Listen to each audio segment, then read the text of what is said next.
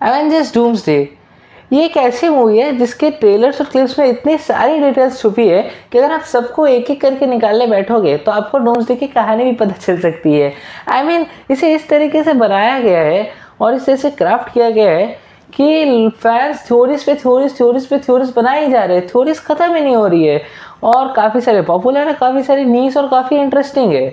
तो आज हम इन्हीं में से कुछ थ्योरीज पे बात करेंगे और ज़्यादा कवर करेंगे जो डूम्सडे का स्पेशल लुक आया है। हालांकि मैं इसे स्पेशल लुक क्यों कहूँ, ये 2 मिनट 10 सेकंड का था। खैर, ये जो स्पेशल लुक आया है उस पर बात करेंगे ज़्यादा हम। अब एक क्लेम है कि डूम्सडे में डॉक्टर डूम की जो वाइफ है और फैमिली है वो मर जाएगी। अब पहला रीज़न तो ये कहता है कि जैसे कि ये जो डूम का सूट है इस पर आप देख सकते हैं जो SDCC में रिवील किया गया था और प्लस हमारे मूवी के ट्रेलर्स में भी हम देख पा रहे हैं, उसमें ये इधर डोम के यहाँ ये मतलब इस एरिया पे एक वाइट कलर का कपड़ा है, मुझे याद नहीं आ रहा किस जगह पे था लेकिन इधर ही कहीं पर है।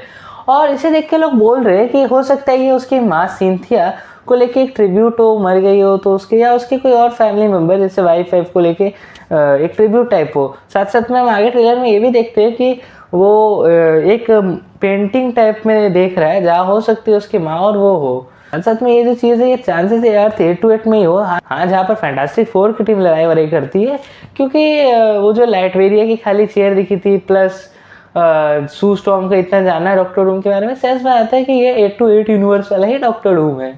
प्लस 8-8 का इंकर्जन होने का चांस इसलिए भी मुझे लगता है क्योंकि ये जो सीन है जहाँ जॉनी स्टॉर्म अपने भांजे भतीजे जो भी है फ्रैंकलिन रिचर्ड्स को बचा रहा है, वहाँ पर आप देख सकते हो पीछे ब्राइट फ्लैश है। अब या तो ये मूवी के एंड का सीन हो सकता है जब सब कुछ खत्म हो जाए, या तो ये मूवी का तब का सीन होगा जब 8-8 यूनिवर्स जो है खत्म होगा इनकर्जन से, तो ये तब का सीन हो सकता है। मैं ये वन ऑफ द रीजन हो सकता है डूम का कि ये बोलने का कि you are living on stolen lives.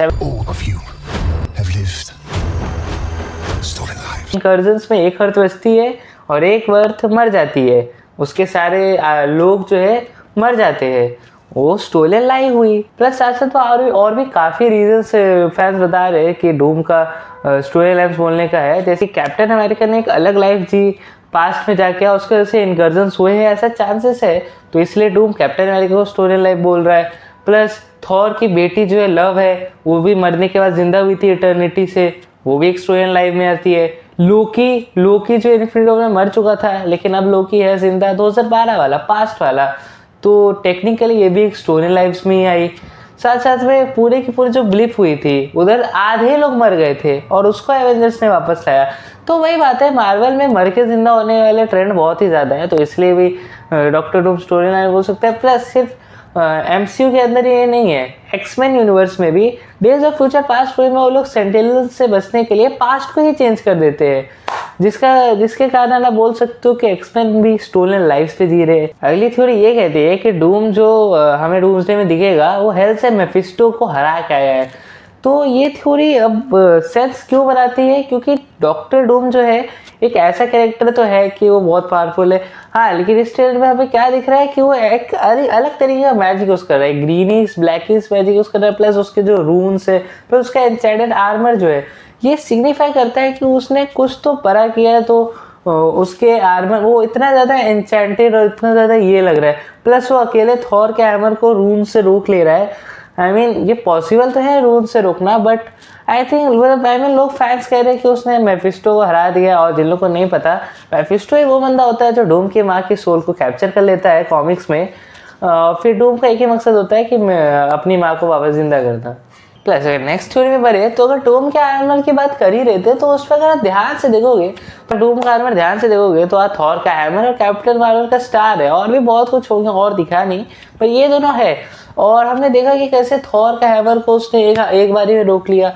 तो आई थिंक वो सबसे strongest one of the strongest Avengers के खिलाफ खुद को प्रिपेयर करने के लिए, क्योंकि उसे पता था फाइट करना होगा, वो खुद पे कुछ स्पेल्स डाला है पर्टिकुलरली कैप्टन मार्वल और थॉर के अगेंस्ट। और भी एवेंजर्स जो पावरफुल हो गए उसके अगेंस्ट वो हो सकता है डाला हो, जैसे कि 10 रिंग्स जो सैंक्टी के पास है उसके अगेंस्ट हो सकता है डाला हो। प्लस उसके पास एक्समैन के वुल्वरीन और डेडपूल का क्या पता डेडपूल हो कि नहीं डूम्सडे में, खैर होना तो चाहिए। हाँ, हो सकता है एक्समैन के जो रीजनरेटिव फैक्टर्स होते हैं उसको काउंटर करने के लिए कुछ करे, ऐसा कुछ कर सकता है वो।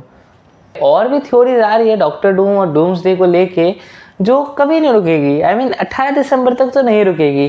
एंड जब सीक्रेट वॉर्स का ट्रेलर्स और क्लिप्स आना शुरू होगी तब तो और भी ज़्यादा आएगी।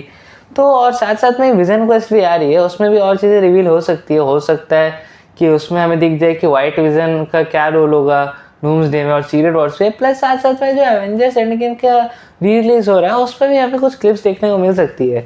मैं मानता हूँ कि ये वीडियो छोटा था, लेकिन मैं बता रहा हूँ कि फ्यूचर में एक बड़ी वीडियो में ला रहा हूँ डूम्सडे पे, जिसमें मैं डूम्सडे की स्टोरी लाइन को कवर करूँगा। तब तक के लिए बाय।